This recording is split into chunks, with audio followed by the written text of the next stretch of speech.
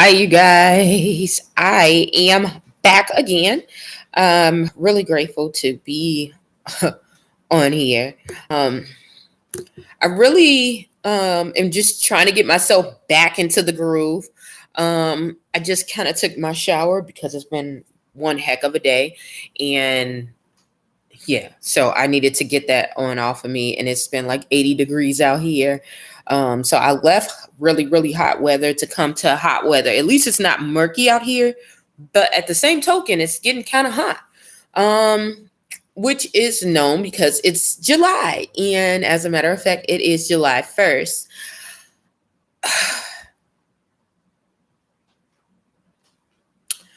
Um,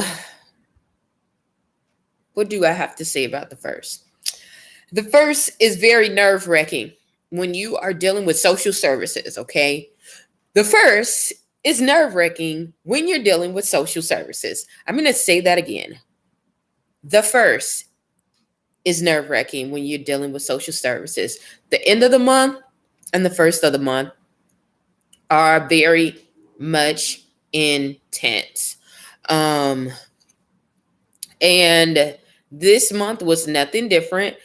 Um, I really was just praying also with my own life and trying to get myself together because um I'm seeing more and more as time goes by that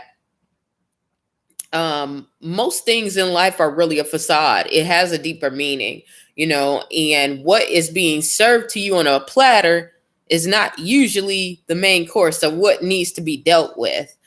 Um So with that, I've just been trying to take care of my life, trying to get my house in order, to know that I am spiritually together, and to make sure, my body's right, that I still stay healthy because I'm still in the, even though I'm not dealing with, the things that I was dealing with, I'm still in a lot of remission, stages. So I don't want to get myself, my body out of whack. I have to make sure that I take care of myself mentally, physically, and spiritually, and keep those things together. And with that, I understood more about how important it is to take care of yourself and to make sure that your cup is running over before you help anybody else. And because my cup was not running over, I didn't have time to focus on anything else. I needed to make sure without a shadow of a doubt that I was taken care of and I am secure. Because the people that you are helping are not going to be able to help you. And I know that sounds really bad because you're like, oh, I gave this, I gave that. Well, the reason why you're giving it to someone who's in need is because they're in need. So if someone is in need, they can't help you. So you want to make sure that you're in a place where you're able to, if you want to be that supporting person and that person that has the resources, that you are stable. So with me, um that's basically what I've been trying to do. Make sure that I am together no matter what. um Things can change. God is in control of a lot of things, and we don't know what's going on, but He does give us, guidance if we accept it. And whether we choose to or not, you have to make sure that at the end of the day that you are taken care of, because no one is in control of taking care of you than you. If you're not a child, you're not, a minor or a disabled person that should be looked after or something like that, and you have a capable mind and you're movable, then guess what? It's up to you. No matter what things that you lacked, what things that you did not receive from your parents or what in your atmosphere, it is up to you, okay? And you can do it. No matter what obstacle comes your way, no matter what people may say to you, you can do it. So that is what I've been just trying to do. Make sure that I am intact. Um, I have been just seeing a lot a lot of things come to the surface, dealing with my emotions. Um, and that's not only with my emotions, dealing with, my everyday life, work, things like that, but my emotions dealing with my mother and family dynamics. Some of the things that I thought that I healed just because I healed other things but I found out that I had deeper wounds. So with that, I have been diving more into more self discovery, more acknowledgement of things that are too overwhelming for me, or when I say too overwhelming for me, meaning that it is too heavy, that burden is too heavy at this point for me to handle alone. It is okay to go and get help and to find someone that you are that can help you in certain aspects of your life. Everyone needs a mentor. I believe everyone needs a mentor. I couldn't get through this without a mentor. Actually, I have a couple, but I have one that's really like right there. Okay. And God sent her to me. It was right there in the moment. I stuffed hands on. My dog just over here done copped a squat. She is tired. Okay, so it's because she ate all that food.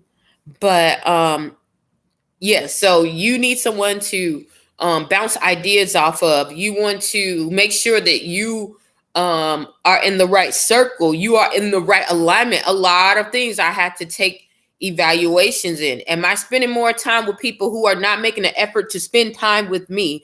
Am I, those things that were triggering that I talked about previously in the years before? You always have to keep in touch. It's just like a workout. Just like you work out, make sure that your body is together. You got to do that emotional work and make sure that you are in alignment and you are, taking notice of what is going on. Because if you don't, you will subconsciously, you will see it, but you will put it unconsciously. I won't say subconscious because there's no such thing as subconscious. It's literally unconscious. But you will unconsciously put that stress and what you saw in other things, eating, not taking care of yourself, oversleeping, avoidance, overindulgence in things, not just food, but a lot of other things. Um, so those are the things that I had to really sit down and, analyze and say, what is stopping me? What is hindering me from going to that next flight? What is hindering me from going to that next level? Is it because, spending habits? A lot of them were yes for me, and for me, I really had to look at, how people, they spend so much. Usually I'm not that type of person. I will try to penny pinch to the T, y'all. Like, it has to be something that's exactly like what I want. Like, I will spend it a lot, but it has to be something that I really want and I really, really, really need. And I can't do it myself. And I'm learning that sometimes you have to save in order to save time. You have to have other people, and to make more money, you have to have other people to do things. That's why you train people. That's why you have people to do other things. And yeah, those are some of the things that I am going through.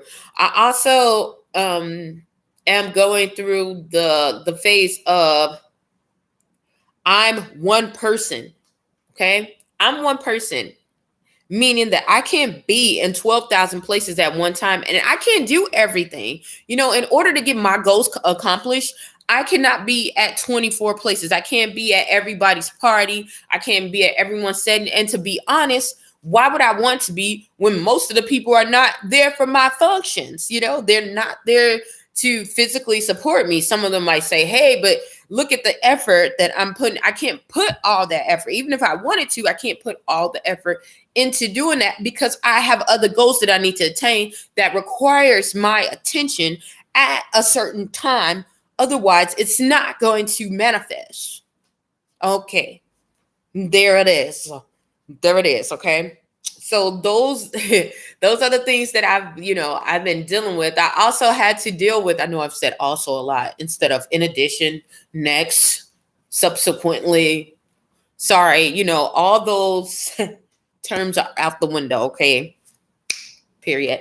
Um, boom, clap, period. But anywho, and the other thing that I noticed is that sometimes we want to take people, I'm gonna say this. Okay?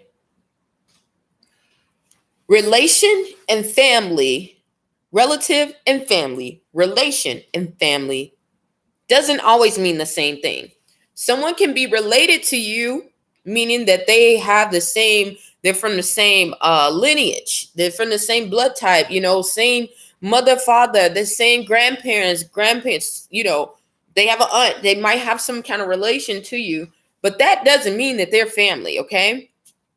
And vice versa. They're family to me, because some people think otherwise, but to me, family is someone who supports you and wishes you well. And all family does not mean that they are blood, and all relatives are not family. I have quite a bit of people, and I didn't think about that because for the most part, we grew up very close knit, and it was like no matter what, we all stick together. But as I grew up, I started noticing that. Let me take this cover off, but it is kind of cold because it's 58 degrees inside my house. Yes, it is. Okay. But I noticed that there are some family members that you cannot have in your inner circle. Some of them don't wish you well. Some of them cannot wish you well. Not meaning that they're just so against you. There are some that are totally against you.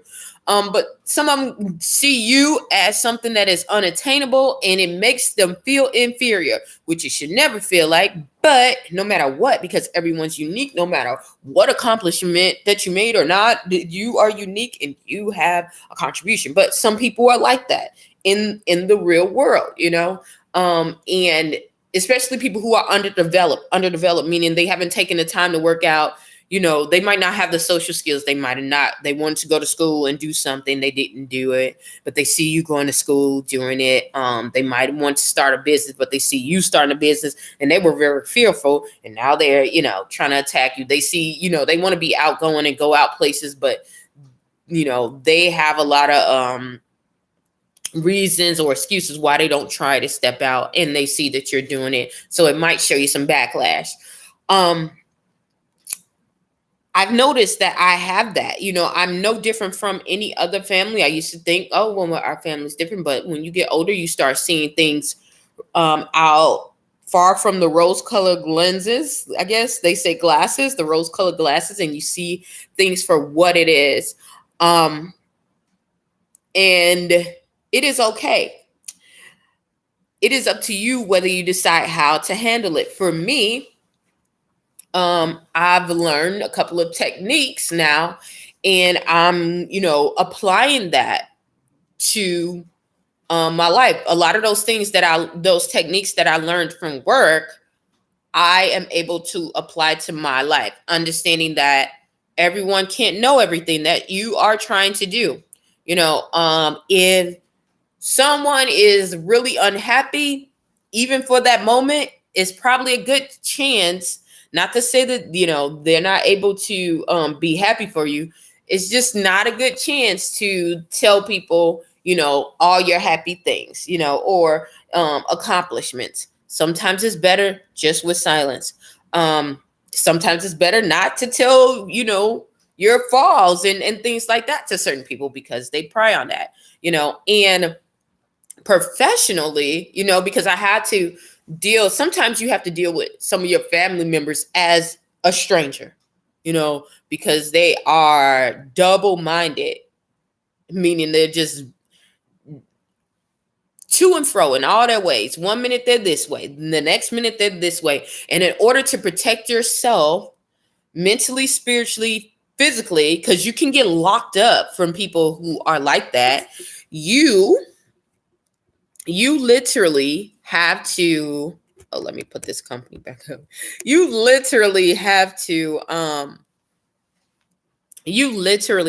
make sure that you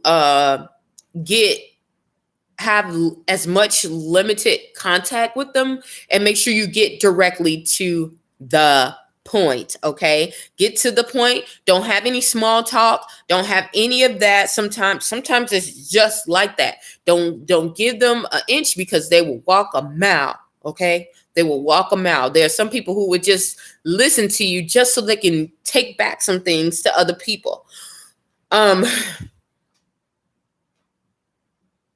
So yeah, those are some of the things that I learned, and how to, not only that, but how to apply the things that I learned during this duration of this journey to those situations. How to be professional in environments that are toxic or uncanny or I won't say uncanny. In environments that are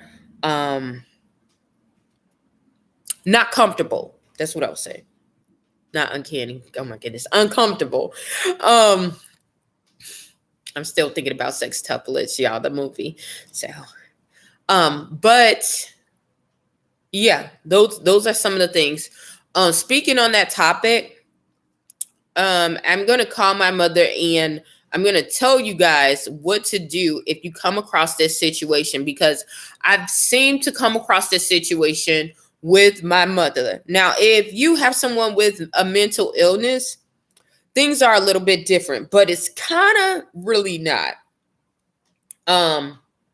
If you guys heard what I talked about before, then I talked about how it was so important to keep your documents together, your documents and recordings and things like that when you're dealing with instances like this, because it could be a situation where you can legally, be held accountable for things that didn't go through, or things that are missing, or if someone comes with a false accusation. That's one of the things that I learned in social services. You have to document every single thing. So for me, that's why I kind of record when I talk to my mother, because I told you guys before the reasons why, on both ends. This one is a little bit different. And I brought it up is because if you come across this situation, I'm going to tell you how to cover your bases. So my mother had me to get her financial statements and stuff, and to take over, make sure her financial stuff is together, right? So I still don't have power of attorney, because they wouldn't let anyone go into the mental institution saying due to COVID. Okay, which I'm sure that's still illegal, but whatever, it's still recorded, so I can deal with that later. Not trying to have any other, learn how to pick my battles, keep it moving. So that's what I did. I went and got the attorney. I went and did, paid her other bills that she needed to do, kept her money secure. Well, somehow, I don't know how or even why, it got in her head as if because I was traveling, which I've been traveling for so long, y'all, it's weird. But I don't know what, I don't know what was said. I don't know what was spoken. I don't know. But somehow it got to the point where she felt that I was taking advantage of her belongings, and I had her things. And even though I could prove it and show her, and gave her everything, the statements, and sent her in the mail everything that she has, and just trying to confirm and comfort her, that still wasn't, keeping in her head. So, and I noticed that one of the moves that happened, one of the things that transpired was that when I spoke to her on the phone, if you guys see in the recordings, a few recordings back, I'm going to try to link that together and put that link underneath here.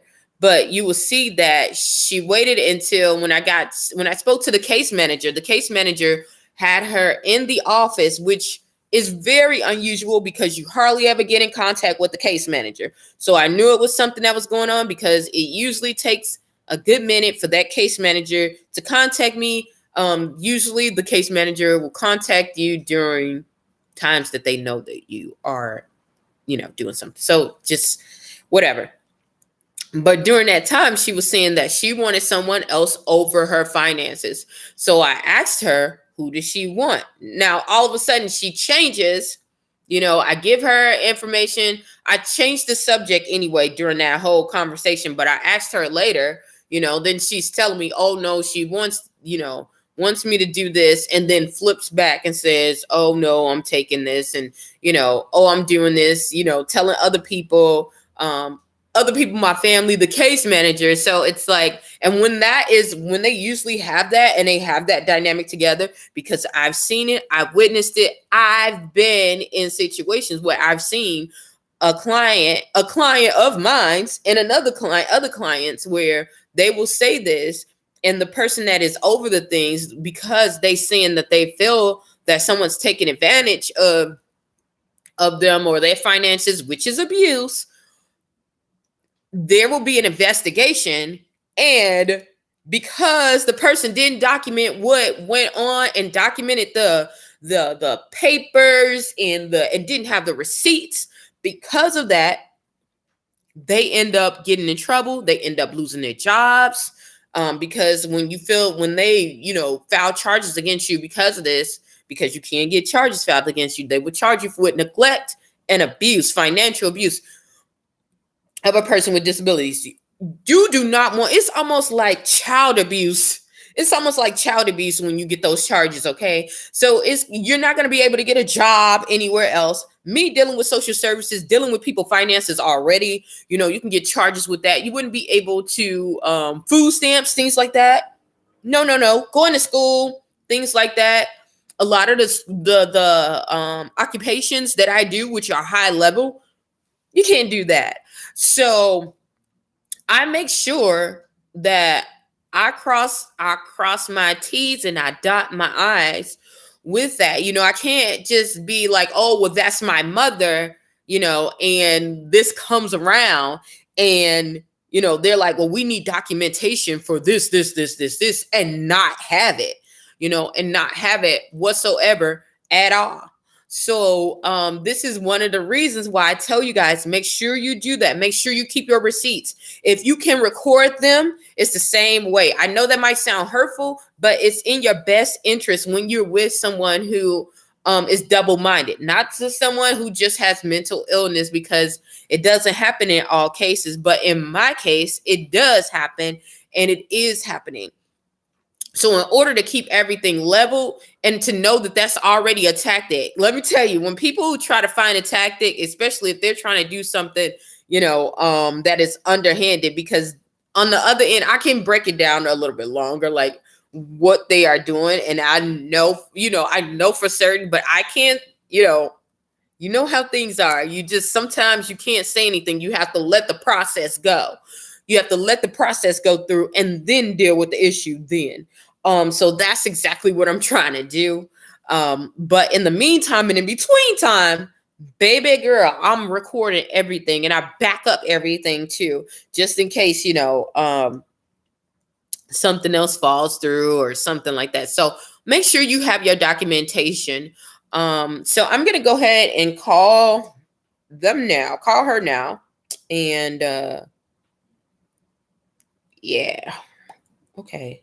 Maybe because, all right. Hopefully if I can find the number. Usually it's right there. I don't know how it's meant. Oh, because I'm not at the top. There we go.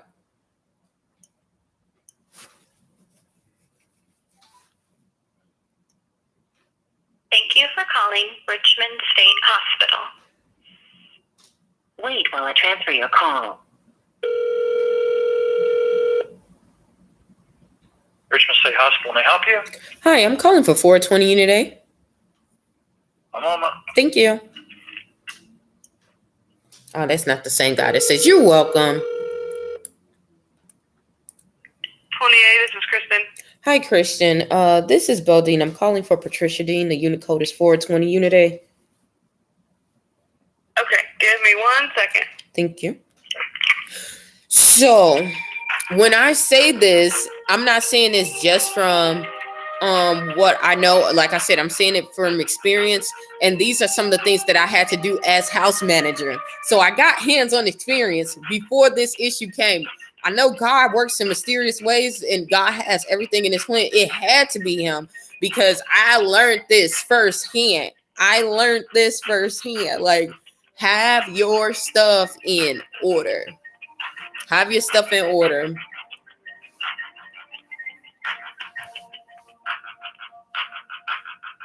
For real.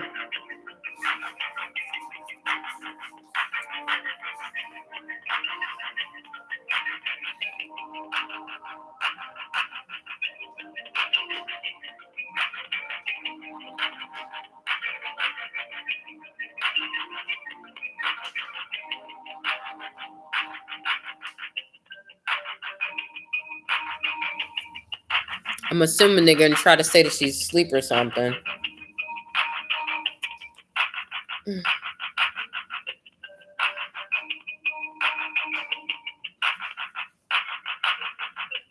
But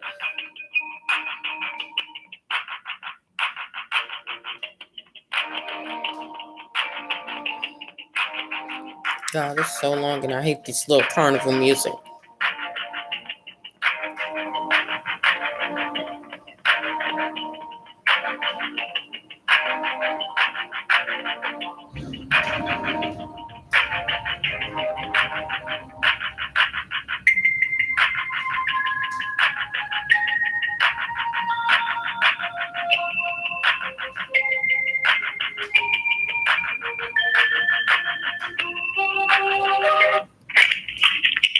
She said that she would call you back later.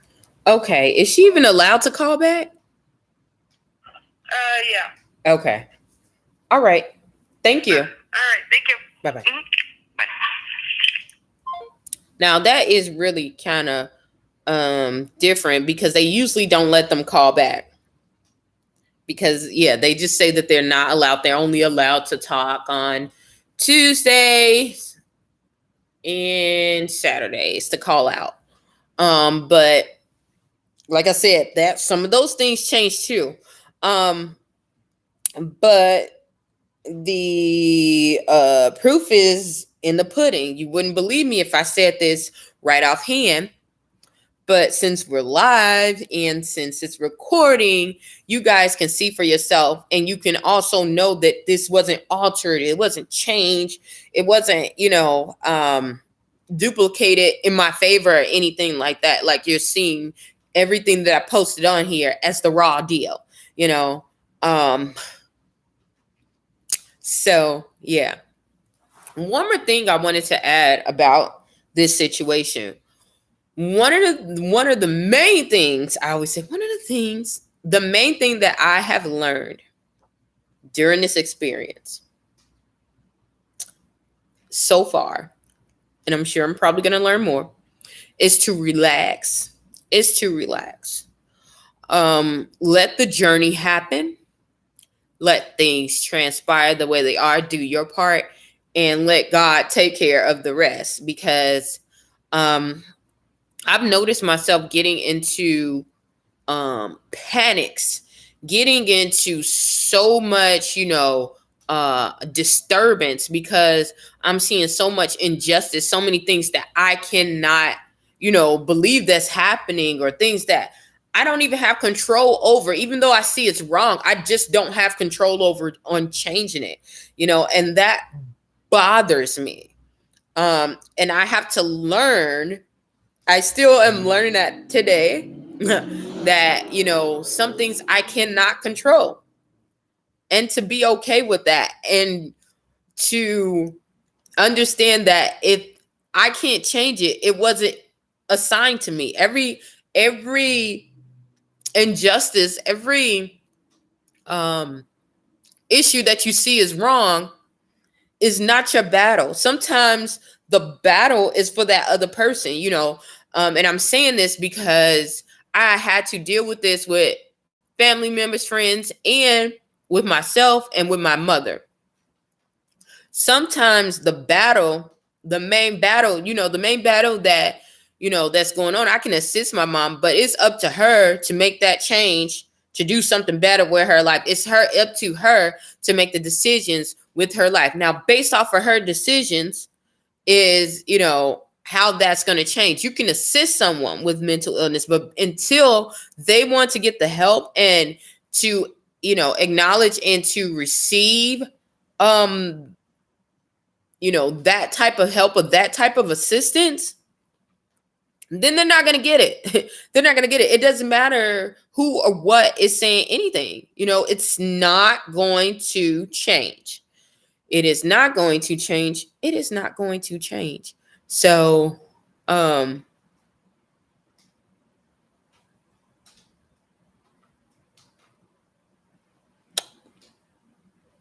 yeah. Look, yeah, that's all I can say about that one.